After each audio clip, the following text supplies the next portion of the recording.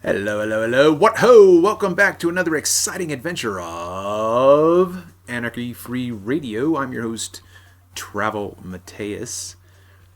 Just had some thoughts that I put down in some Facebook posts, and I found them interesting, and I hope that they find a way into your interest as well. So here we go. Thinking about dreaming. If you have ever found yourself driving to work without thinking about the driving part, who is that then doing the driving? Jung said when a person hasn't cracked his operating system's operator, he will reach his destiny but call it fate. Something along those lines is what Carl Jung said, that unless you crack your own psychosis, unless you hack into your own mainframe, that thing that gets you to point A to point B when in route you lose track of all time. You have lost time. And then you arrive at work and you're like, what the heck? How did I don't even remember taking a left at Arneal and then a right on Ponderosa. I don't remember doing that. How did I get here? That is your subconscious. And that is also the CPU, the central processing unit of your entire existence. And you have an awareness of it when you are deliberately thinking, as in you're driving to work and you are focusing on your turn signals and everything. Like you can be consciously aware of those things. And then you slip into a daydream mode, and then the automatic pilot takes over. So we have to... Well, what I'm doing right now is simply regurgitating what other people have said. So I have not had this experience yet, but it makes sense to me. So anyway, okay, so I'll just keep reading, okay? Basically, Jung says that if you haven't addressed your dark passenger, your what did I call it? An automaton, an umbra automaton, an umbramaton, if that works. Anyway, you get what I'm saying. All right. In other words, if you aren't happy with where you are presently, most likely you won't be happy at the end. That's not fate. That's destiny. Your destiny is built upon your dreams. You are living your dream life. But did you know that as the dreamer, you are also the creator? Before you can live the dream, you must dream the life you want to live. And now wherever you are, in whatever circumstance you think other people are responsible for your place, I almost said comma. Okay? If you look at where you are and you think to yourself, this is not where I envision myself to be, when you unpack the journey that has been yours until that moment, you will find indeed that you are the orchestrator of exactly where you are at that moment. Every decision you ever made led to where you are at. Just like right now. This existence right now, I have created with pre-existing materials. All right. Before you can live the dream, you must dream the life. Anyway, I came up with a term for the shadow self in two classic words. Umbra meaning shadow and autos meaning self. And now I've developed it even farther or even further with umbramatos or umbramaton. Umbramaton, the shadow self. Again, Brahma, Atman is Brahma, all is one, right? that's the expression of this spirituality. So, Umbra Brahmatan. Umbramaton. Right? Whatever.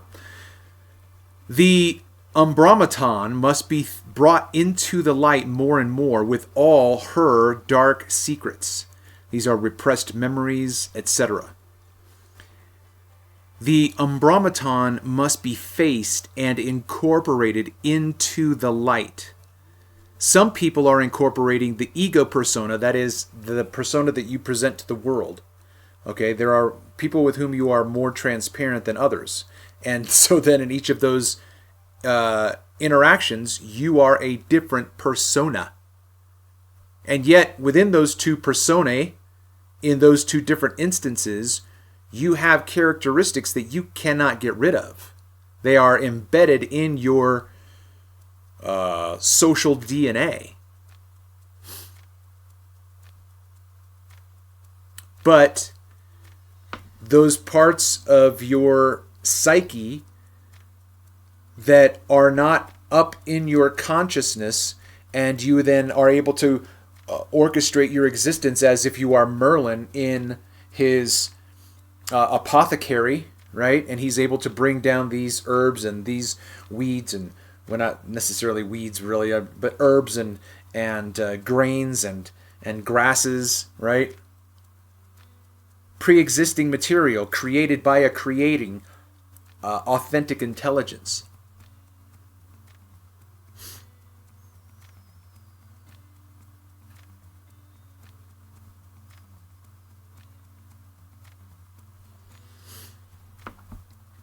So the Umbramaton must be brought out to, so those characteristics that we would call vices, right? The opposite of virtue, sloth, right? Being lazy, avarice, being greedy, murderous, being angry,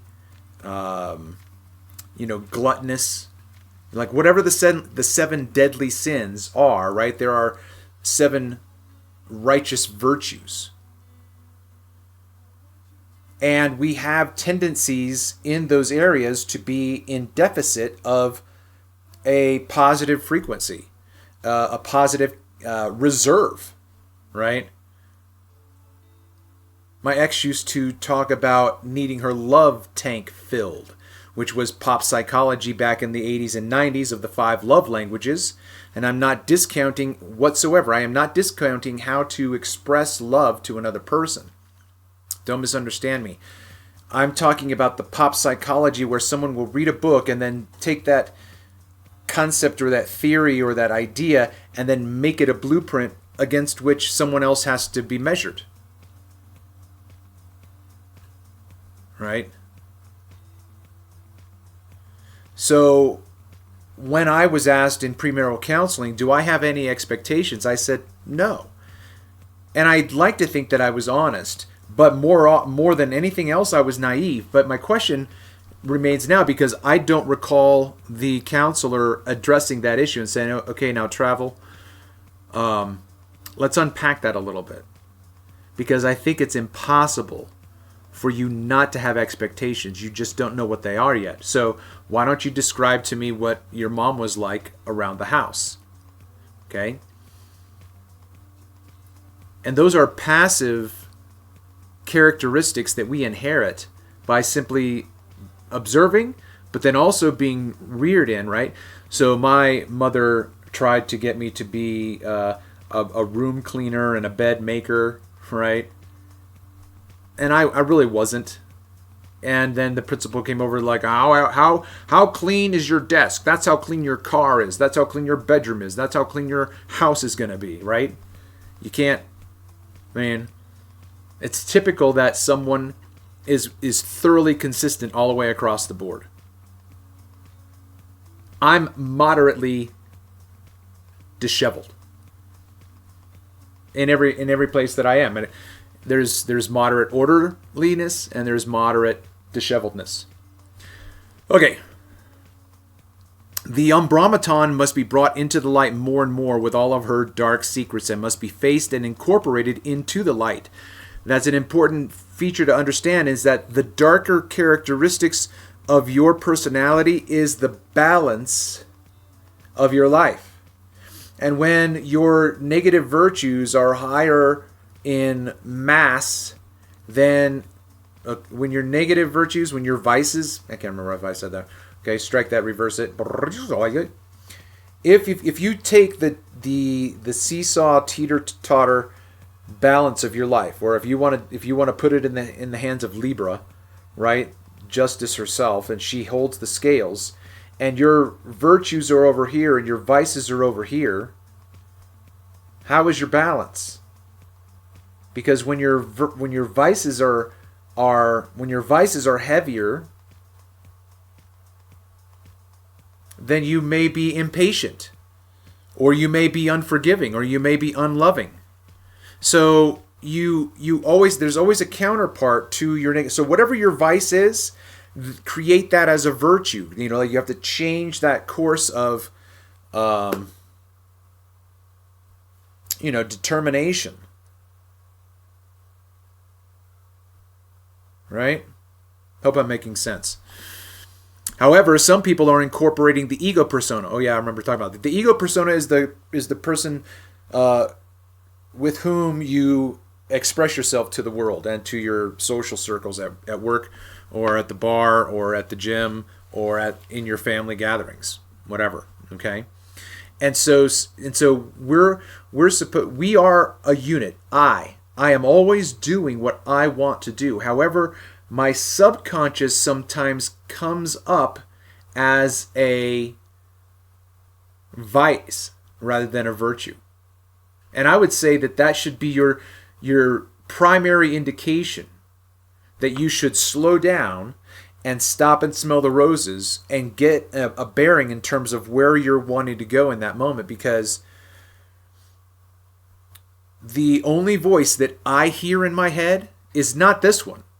When I think in my head, like I'm going to think something right now,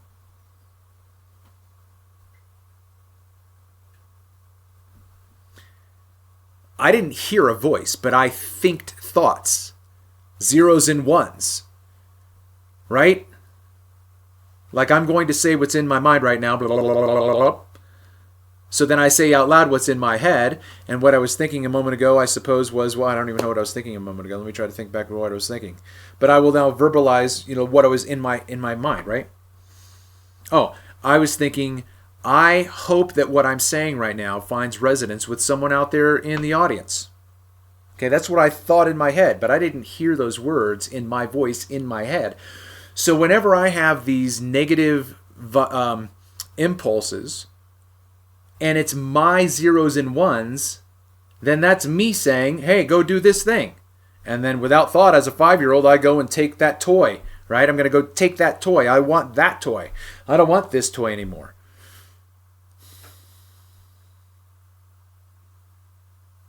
So then I have to learn how not to express that negative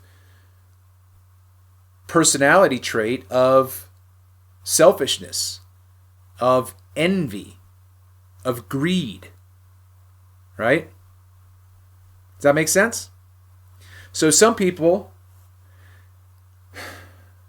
the power of the dark side is too great, and the dark incorporates their virtues into being less virtuous.